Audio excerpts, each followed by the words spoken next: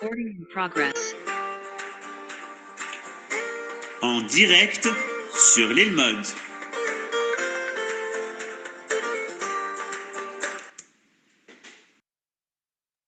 Shalom à toutes et à tous. On est très content de se retrouver comme chaque semaine avec le Rav Yehuda Ben Ishai de la communauté des Mouna Shlema. Un Shabbat tout particulier puisqu'on est Shabbat Re'eh, mais on est également Shabbat Mevachin. On rentre dans le mois des Louls. C'est également la rentrée dans quelques jours pour les gens qui habitent en France, en Israël. Donc on vous souhaite déjà Chodesh Tov, Shabbat Shalom. On laisse la parole au Rav Yehuda Ben Ishai pour nous parler de la paracha. Bechavod Arav.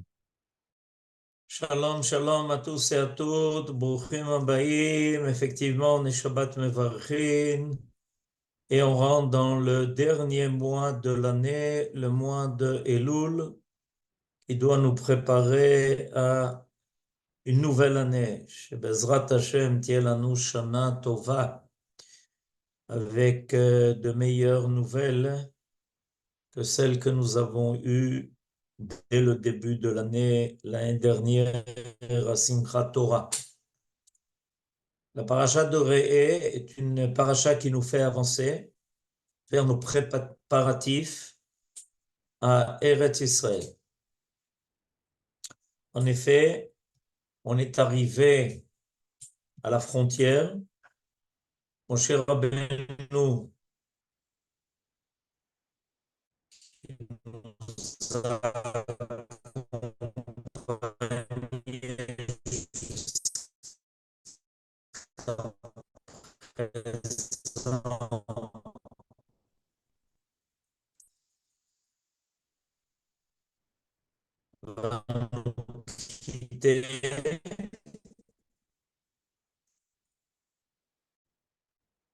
et avant l'accomplissement d'Égypte.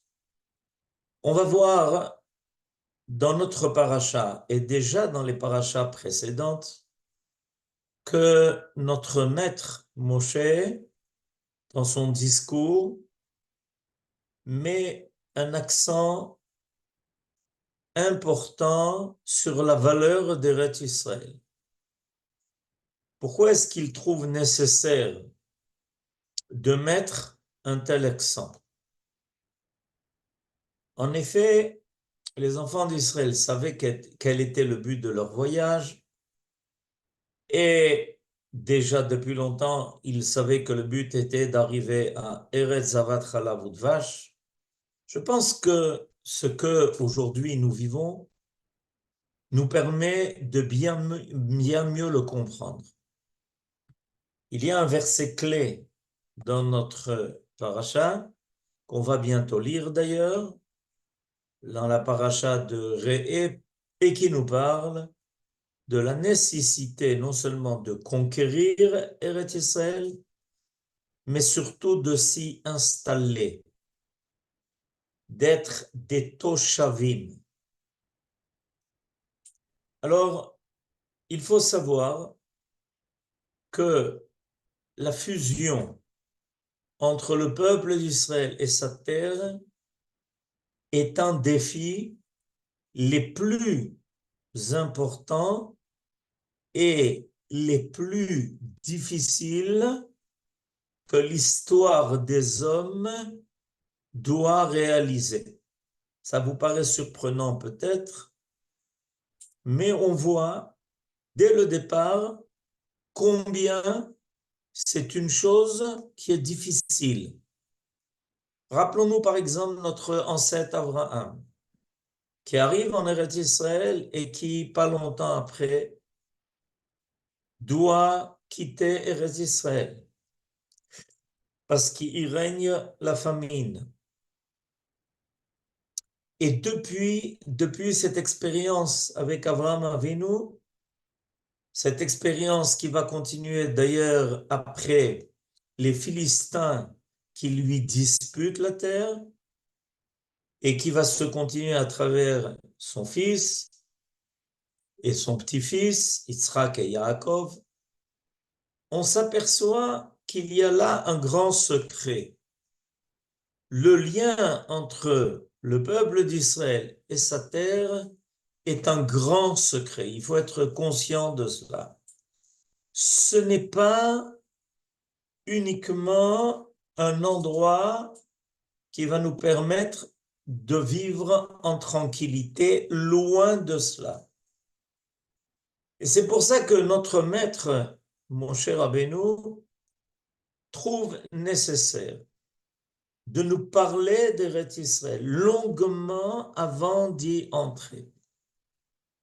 Je vous lis le verset dont il est question, le verset qui se trouve au chapitre 12, le verset 29.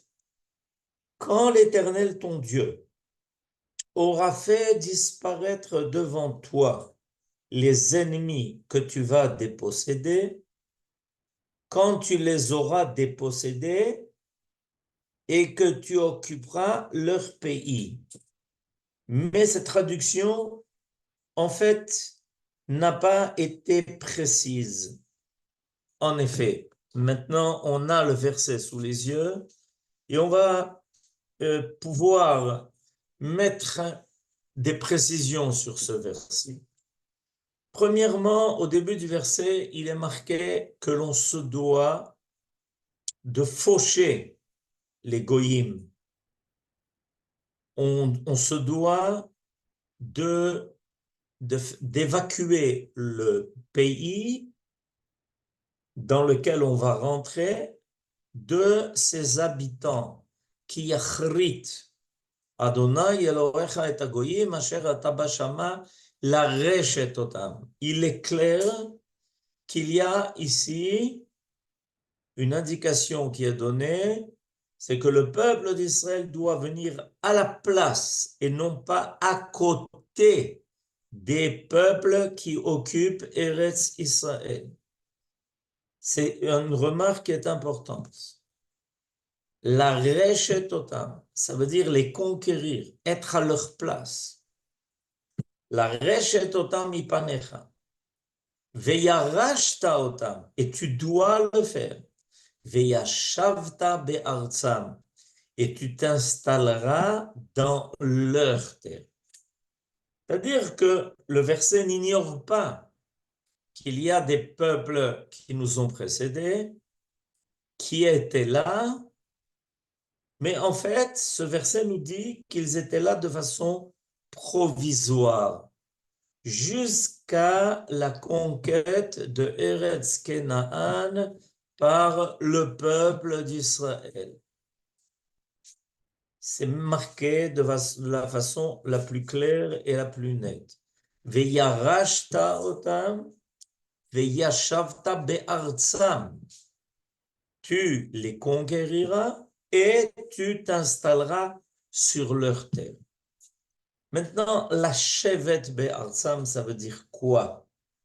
La shevet, ça veut dire s'installer. On a une mitzvah, par exemple, qui s'appelle mitzvah yeshiva basuka. La mitzvah de yeshiva basuka, c'est pas le fait de prendre une chaise et de s'y asseoir. La mitzvah, d'ailleurs, sur laquelle on va faire cette bracha, Asher kideshanu b'mitzvota v'tzivanu, d'accord?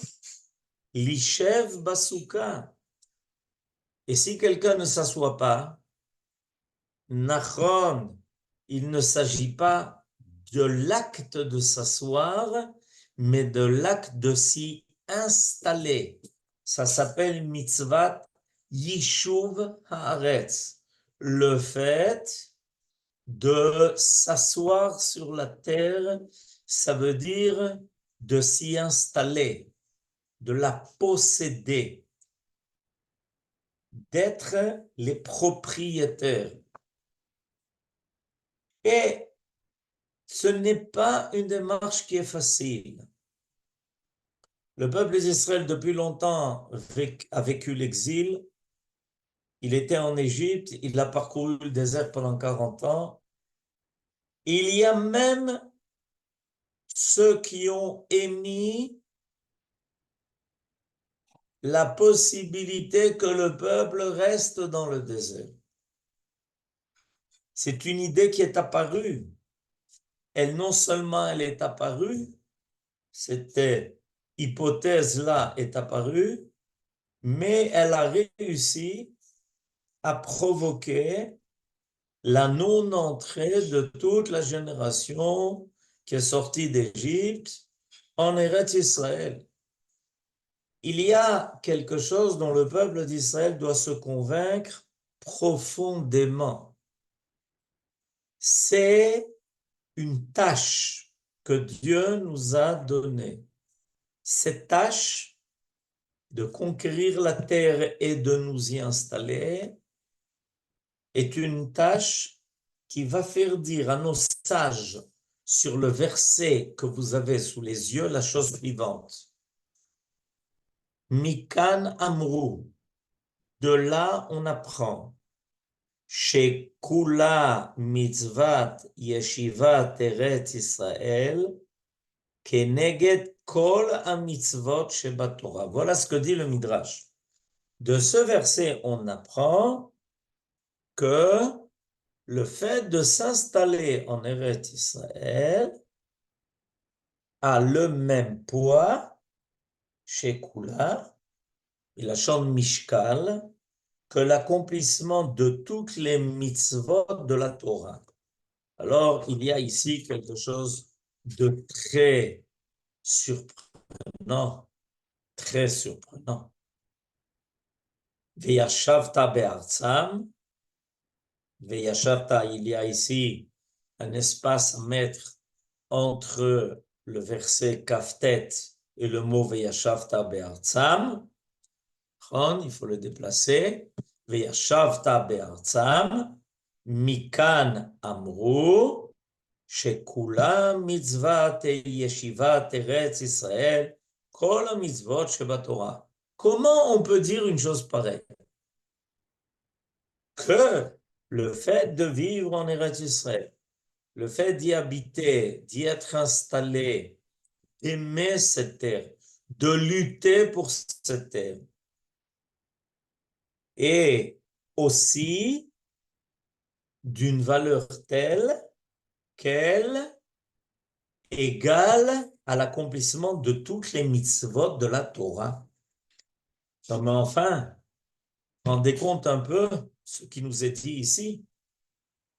Évidemment, il y en a qui pensent que là où ils se trouvent, en dehors d'Eretz Israël, ils peuvent avoir la conscience tranquille parce qu'ils accomplissent beaucoup de mitzvot. Mais ce qui nous est marqué ici en toutes lettres sous les yeux, c'est que le fait d'habiter en Eretz Israël est le même poids que toutes les mitzvot. Pourquoi?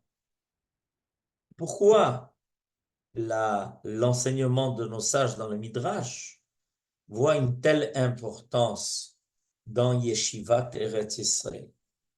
C'est une question clé qui apparaît dans notre paracha. D'ailleurs, ça va être illustré dans le Midrash par le fait que nous est raconté l'histoire de plusieurs sages qui sont sortis d'Eretz Israël et qui, tout d'un coup, ont senti un tel languissement pour Eretz Israël qu'ils n'ont pas pu tenir en dehors d'Eretz Israël et qu'ils y sont revenus tellement ils étaient tristes de s'être détachés, tellement ils étaient tristes d'avoir quitté Eretz Israël. Et surtout, de sentir un vide énorme. Ce que l'on sent quand on quitte Eretz Israël, c'est un vide énorme. Pour le peuple d'Israël, c'est un vide existentiel. En effet, quand nous rejoignons cette terre et que nous y vivons, il y a automatiquement une dimension de vie qui dépasse tout ce que chaque mitzvah peut amener de façon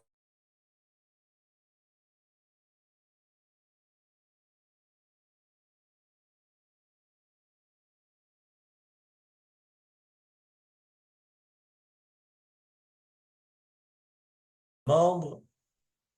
Et alors, on va essayer de donner à chaque membre ce qui est nécessaire pour qu'il soit bari et shalem, en bonne santé, et qu'il soit bien irrigué par les vaisseaux sanguins, et qu'arrive au bout même des extrémités du corps tout ce qui est nécessaire. Mais il y a avant tout quelque chose qui est plus essentiel. C'est le fait même de vivre. Faire de la gymnastique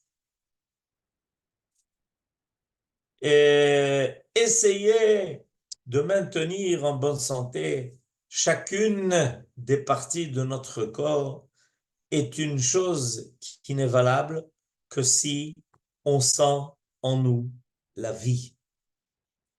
Quand nous sommes en Eretz Israël, Eretz Achayim, la terre de vie, nous vivons.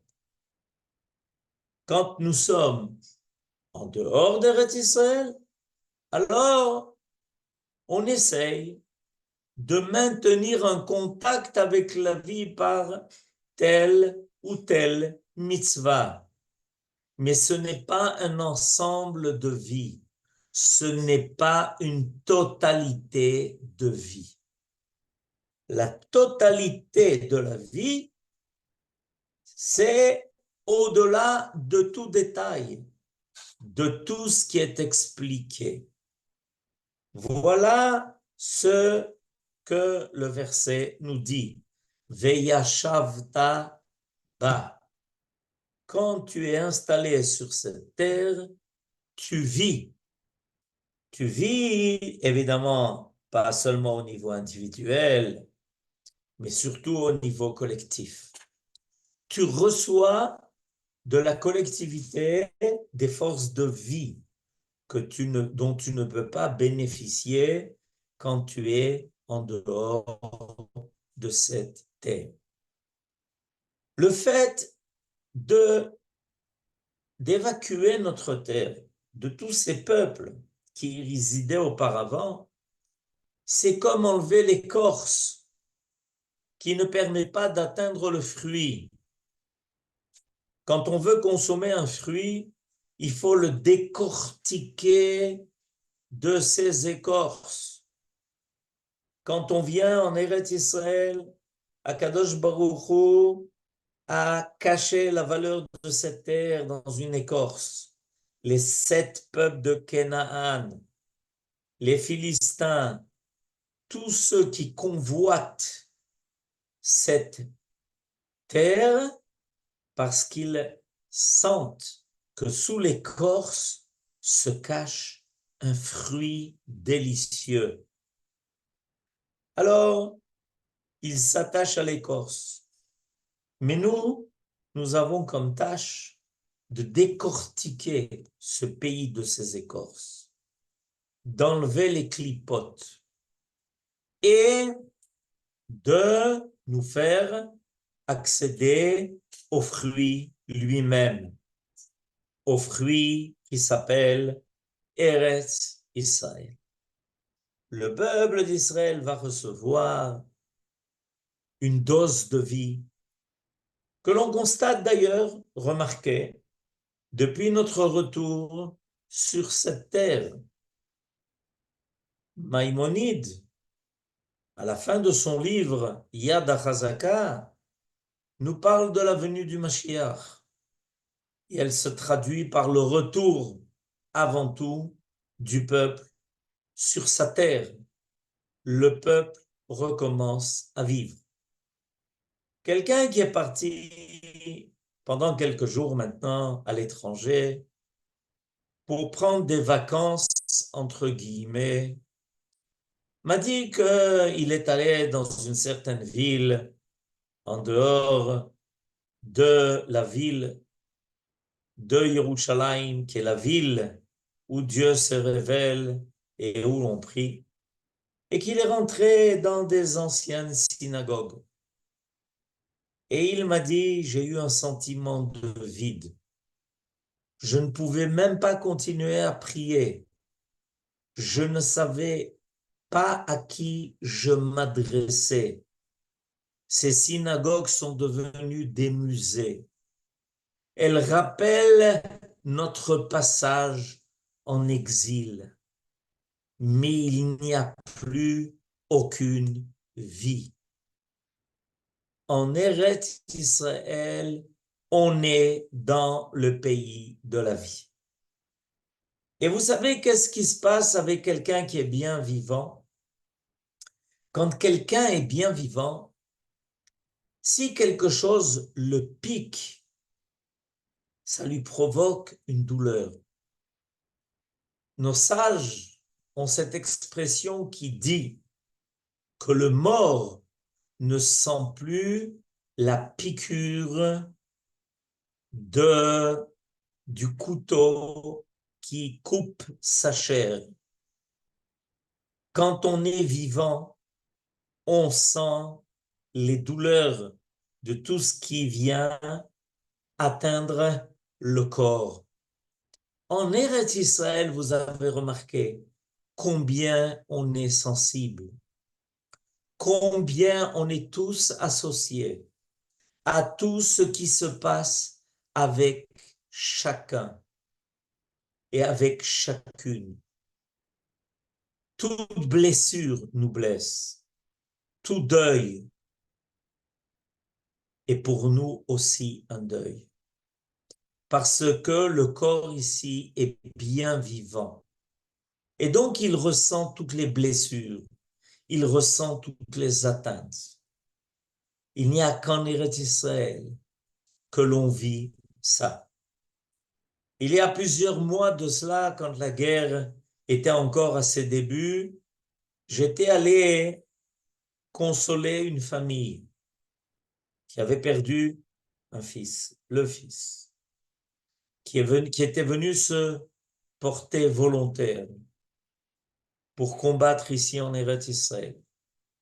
Et les parents avaient été stupéfaits. Des milliers de gens qui avaient débarqué et défilé pour venir les réconforter. Ils n'ont pas compris.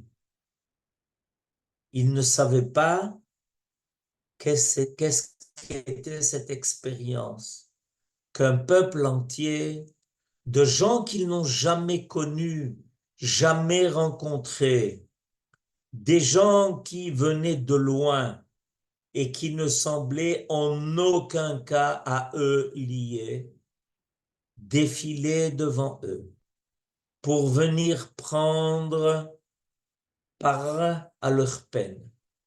Le corps d'Israël est ici vivant. Il est bien en éveil.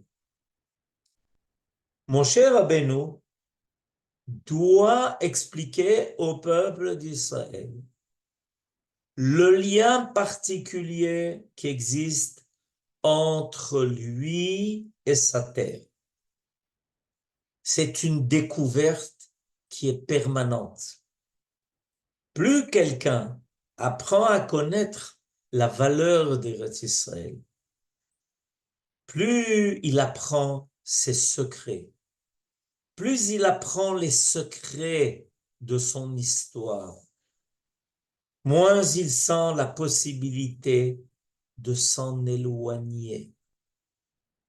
Il est obligé de rester attaché à ses paysages et à son histoire, à ce qu'il y vit, à ce que son peuple vit. Celui qui quitte sa terre est quelqu'un qui quitte sa mère. Quelqu'un qui, en fait, se dit que sa mère peut vivre sans lui et que lui peut vivre sans sa mère. C'est une erreur qui est grave. Et mon cher Rabbeinu n'arrête pas, avant de se séparer du peuple d'Israël, de leur expliquer la valeur d'Eretz Israël. En fait, la valeur de la vie. Ce n'est pas parce que on a à la maison tout le confort que l'on vit chez soi. En réalité, c'est le contraire. On a sa demeure et on la rend confortable. On peut trouver des endroits confortables en dehors de chez soi, mais ça ne ressemblera jamais à sa propre demeure. On peut trouver peut-être en dehors d'Eretz Israël des paysages intéressants. On peut peut-être trouver en dehors d'Eretz Israël des phénomènes surprenants. Mais en réalité, on ne vit qu'en Eretz Israël. Évidemment, vous comprenez que notre peuple qui pendant 2000 ans s'est habitué à vivre en dehors, à côté de la vie, en ayant le sentiment que par l'accomplissement des mitzvot et du rituel quotidien, il se maintient en vie, voilà ce qu'est la totalité de la vie. Il a du mal à comprendre maintenant que nous vivons une nouvelle dimension. Quand on parle de la délivrance du peuple d'Israël, on parle de la délivrance d'une pseudo-vie, d'une vie qui est à petit feu. On apprend à se contenter de peu et de pas grand-chose, et au niveau moral et au niveau spirituel. On apprend à vivre avec les autres, mais on n'apprend pas à vivre les autres. On est à côté des autres. On est à côté de notre peuple, mais on ne vit pas avec notre peuple. En revenant en Eretz Israël, on revient au paysage de la prophétie. On revient à la force de la prophétie. On revient à la possibilité d'un contact direct avec celui qui a créé le monde et qui permet ici une rencontre entre l'homme et son créateur. En dehors d'Eretz Israël, on est à la recherche de l'être. En Eretz Israël, on est. On est tout simplement. On vit l'être. On découvre que l'on a une âme. On découvre que dans notre âme se cache le ciel, quelque chose de profond. Et ça, Moshe Rabbeinu a senti la nécessité d'enseigner ça à son peuple. Faites attention, en rentrant en Eretz Israël, d'approfondir la connaissance de votre terre, la connaissance de votre être. Faites attention à comprendre l'essence même de votre existence. Voilà ce que Moshe Rabbeinu fait dans ces parachiotes-là. Et voilà précisément que dans notre paracha va à nouveau être donné les fêtes de Pessah, Shavuot et Sukkot. Pourquoi? Pour nous dire, sache une chose, on ne fête les fêtes que dans un pays qui est en fête. On ne peut pas fêter Pessah quand on est en Égypte. On ne peut pas fêter Sukkot alors que on n'est pas dans le paysage de la soukha. Alors maintenant, Aaron vient nous mettre sous les yeux un passage du livre de Horot du Rav Kook. Dans ce passage extraordinaire, le Rav Kook nous révèle un secret. Merci Aaron de nous le remettre. Kshe'ahava leumit mitgaberet. Quand on fait vivre l'amour de son peuple, et que cet amour envers son peuple, en tant que nation, augmente, mitlahevet i al Torah Israël. La Torah, elle aussi, s'enflamme. Le lien entre le peuple et sa terre, la capacité de vivre le peuple d'Israël en tant que nation et non pas en tant que juif errant, va enflammer la Torah. Le'ahava ota, et un amour énorme se développe. Ben belimud, ben bemaase. Un amour de la Torah aussi bien au niveau de l'étude qu'au niveau des actes. והחשק המתפתח מביא לידי אהבה מפעלת את הבליטה של הפרטים ופרטי הפרטים. Et on a une telle envie, un tel désir qui se réveille en nous qu'on aime chaque détail de la Torah. Comme quelqu'un qui aime naître profondément et qui est content de chaque détail qui le concerne. Ben betalmud, ben bekiyum hama'asi. Vetzarich kol tzadik להגביר בעצמו ובעולם את אש האהבה הלאומית בישראל. Chaque tzaddik a comme devoir d'augmenter, d'élargir en lui-même, dans le monde, le feu de l'amour qu'il porte envers son peuple, envers la nation d'Israël. להגבירה בכל מיני השפעות שבעולם. Cet amour d'Israël en tant que peuple qui ne peut vivre sa vie de peuple et de nation que sur sa terre, il doit l'augmenter par tous les moyens qui sont à sa disposition. ובטוח יהיה שסוף כל סוף תבוא אהבה כללית זו לבישול פריה הגמור עד כדי הולדת תולדותיה. Et il n'a pas à craindre que cet amour n'entraîne pas ce que l'on attend tellement. L'amour envers la Torah d'Israël, au contraire.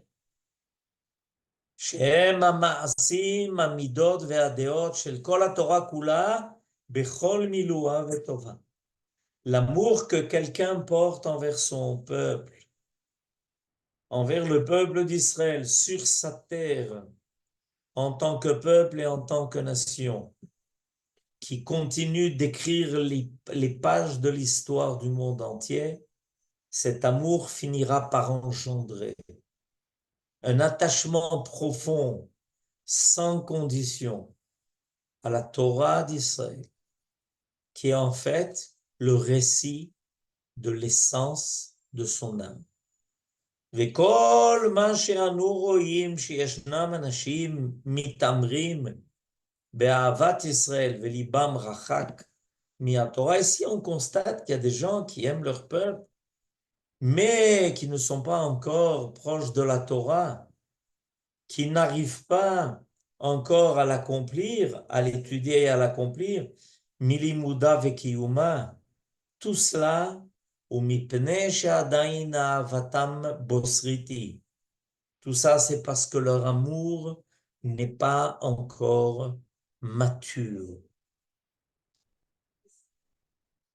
Vekarmenu semadar, comme les fruits de la vigne qui n'ont pas encore mûri. Donc, finalement, à long terme, le retour d'Israël sur sa terre et finalement le retour de la Torah dans le monde. Le retour d'Israël sur sa terre à sa dimension de nation, de peuple qui vit pleinement, toute sa stature sans condition, finira par clarifier les idées du monde entier et ramener le monde à une conduite morale de justice et de droiture. Voilà ce que le peuple d'Israël assume aujourd'hui. Ça demande évidemment des défis à relever, des luttes à mener, comme Moshe Rabbeinu avertit le peuple d'Israël. Mais on voit que nous avons réussi. Nous voyons que nous progressons. Nous voyons que nous réussissons. Ça prouve qu'on a fait le bon choix. Rappelons-nous, notre terre est notre mère. Et surtout, ne méprisons jamais notre lien avec notre mère, comme un fils et un enfant envers sa propre mère. Shabbat Shalom, Vekol Tov, Vechodesh Tov.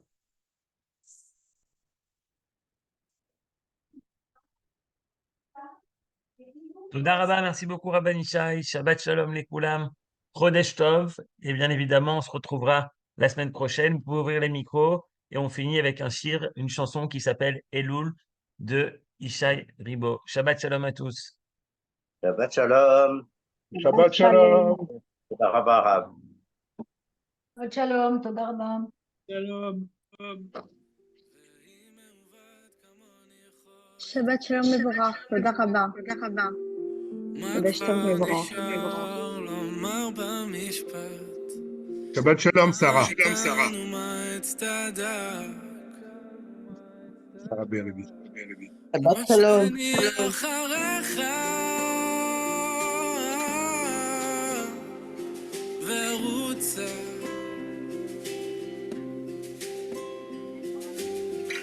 השיבני אליך ושובה. שבת שלום, תודה רבה, תודה רבה לך. שבת שלום.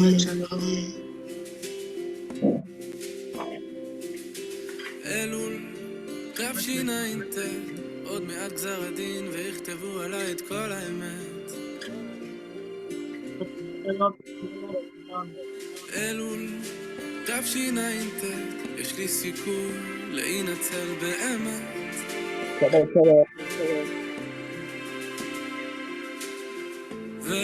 שלום. הרי אין דבר שמפניך נעלם,